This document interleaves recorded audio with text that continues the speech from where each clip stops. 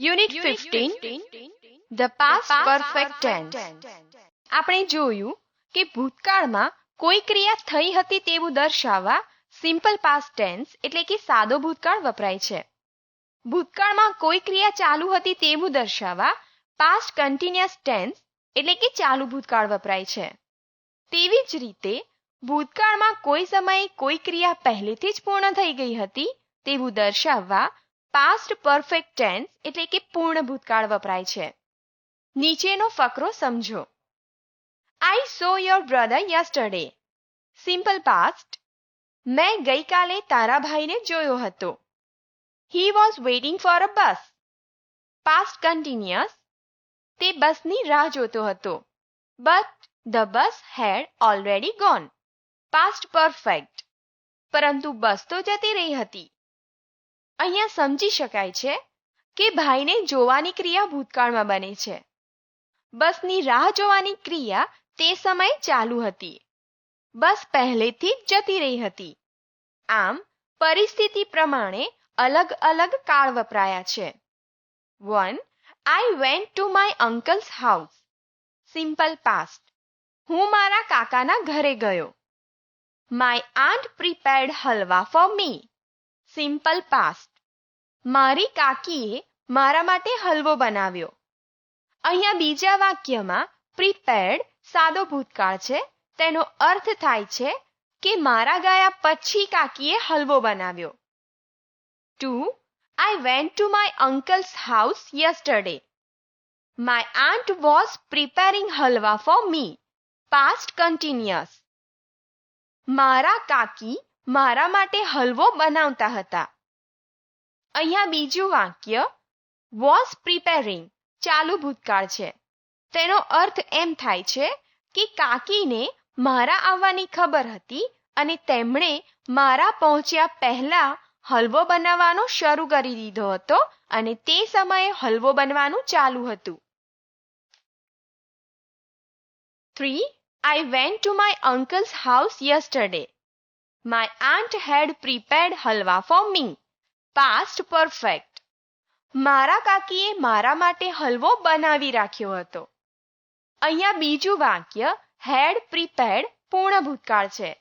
તેથી તેનો અર્થ એમ થયો કે કાકીને મારા આવવાની ખબર હતી અને હું પહોંચું તે પહેલા હલવો બનાવી દીધો હતો. હલવો બનવાનું કામ પતી ગયું હતું.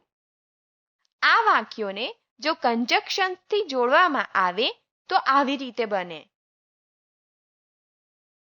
1. I reached my uncle's home and aunt prepared halwa for me. હું મારા કાકાના ઘરે પહોંચ્યો અને મારા કાકીએ મારા માટે હલવો બનાવ્યો. 2. My aunt was preparing halwa for me when I reached there. હું ત્યાં પહોંચ્યો ત્યારે મારા કાકી મારા માટે હલવો બનાવતા હતા. And 3. My aunt had prepared halwa for me before or when I reached there. હું ત્યાં પહોંચ્યો તે પહેલા અથવા ત્યારે મારા કાકીએ મારા માટે હલવો બનાવી દીધો હતો. પૂર્ણ ભૂતકાળમાં ક્રિયાપદનું સ્વરૂપ હેડ પ્લસ પાસ્ટ પાર્ટિસિપલ થાય છે. ચાલુ ભૂતકાળની જેમ પૂર્ણ ભૂતકાળ પણ કોઈ સમયના કે કોઈ ઘટનાના સંદર્ભમાં બોલવામાં આવે છે. 4. We had completed our work before 5 o'clock. 5 વાગ્યા પહેલા અમે અમારું કામ પૂરું કરી દીધું હતું. 5th. Before we reached the station, the train had left. અમે સ્ટેશને પહોંચીએ તે પહેલા ટ્રેન નીકળી ગઈ હતી. And 6. Police came after the people had beaten the thief.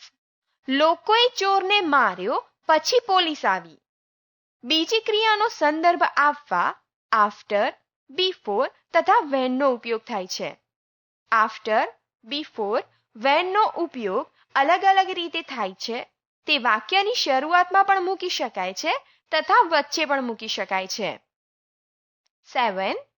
અમે થિયેટર પહોંચ્યા તે પહેલા અથવા ત્યારે ફિલ્મ શરૂ થઈ ગઈ હતી.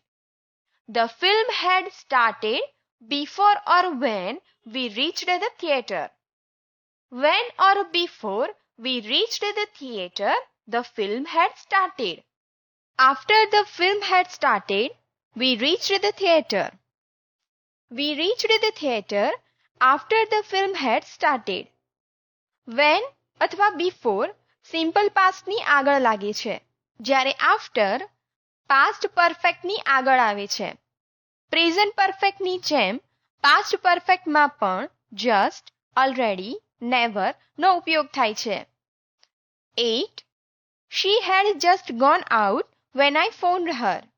મેં તેને ફોન કર્યો ત્યારે તે થોડી વાર પહેલા જ બહાર જતી રહી હતી.